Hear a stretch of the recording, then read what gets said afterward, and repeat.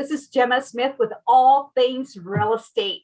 And we are continuing on in our estate planning series. And in this segmentation, not only do we have the esteemed Maggie LaBranch-Gonzales Esquire with us, but she is a wealth of information. So you don't want to miss any part of that.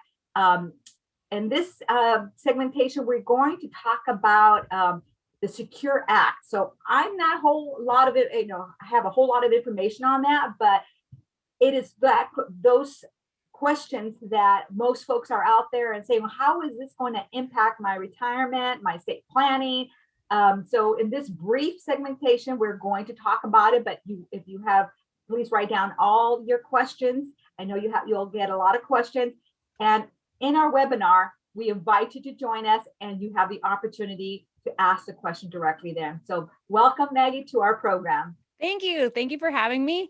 So today we're going to talk a little bit about the Secure Act. And some people may not have heard of that. Congress passed this last year, and secure means setting every community up for retirement enhancement. So we'll talk a little bit about the changes that Congress did, and it's about your retirement accounts and how your beneficiaries are going to inherit them. So a couple of the main things that Congress did in the Secure Act: they lifted the age cap for IRA contributions. So I think they've discovered that people are just working longer and they need more time to be able to contribute to their retirement account. So that's not so bad. They've also increased the age in which you would start taking your required minimum distribution, so your RMDs. So they said, you know what, instead of having to start taking them at 70 and a half, because how many of us really know when we turn 70 and a half, they said, let's increase that to 72. Again, not a bad change. So it makes it really easy. Once you're 72, now you have to start taking your RMDs. The biggest change that will affect most everyone, which is how your beneficiaries are going to inherit your retirement assets, is that Congress has eliminated the ability to stretch the distribution once you've passed away. So when you're gone, you have your IRA, you're intending for your children, your grandchildren, your spouse, whoever that is, to inherit the IRA and be able to stretch it over their actuarial lifetime. They're no longer allowing you to do that.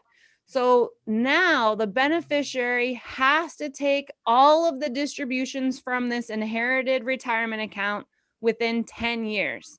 And so it can be done in a strategic way. This is, if you are the beneficiary inheriting this retirement account, that's a good time to talk to a CPA, because where you are in your life may depend on what the plan is. Do you take it all through the 10 years? Do you take it in year 1? Do you take it in year 10? Maybe the last 5 years, maybe you're retiring, something like that. There are a couple of exceptions to this. Spouses are exempt still, so you'll still get the spousal rollover. They can stretch it. Minors can, they are exempt until they're 18. So essentially they have until they're 28. So not a huge exemption. But also if you have a disabled or chronically ill beneficiary, they are exempt. And also beneficiaries who are not more than 10 years younger than the person who passed away. So I'm thinking, a significant other, maybe it's a second marriage or something like that, or somebody you didn't get married to, or maybe a sibling that you're leaving in this retirement account, they can still get that life stretch. But again, it's limited to 10 years. And then for all of the parents out there, they're allowing you to take $5,000 for birth or adoption expenses without penalties, which is sort of nice, because that is a big expense that young parents and families are not really expecting, right? Giving birth to a child. So those are the big changes that Secure Act has done for retirement accounts that people might not be aware of. Very good. Well, again, if I know you wrote down your notes, because I had my little pen here, so I'm writing all my little notes. I invite you to join us on our free webinar on March 18th on a Thursday at 6 p.m. So do register for that. And you have the opportunity to have a question and answer period with Maggie, and she'll address your questions. So as always, I thank you so much for joining us in this segmentation. And I especially thank Maggie, our esteemed attorney. I love every moment that we have together, because I walk away just telling my husband, you know what I learned today? You know what I learned today? What I learned today? That's great. So that's wonderful. So I have the honor of sharing, your wealth of information to my community. So again, thank you, Maggie. And we'll see everyone on Thursday, March the 18th. Thank you so much. Take care.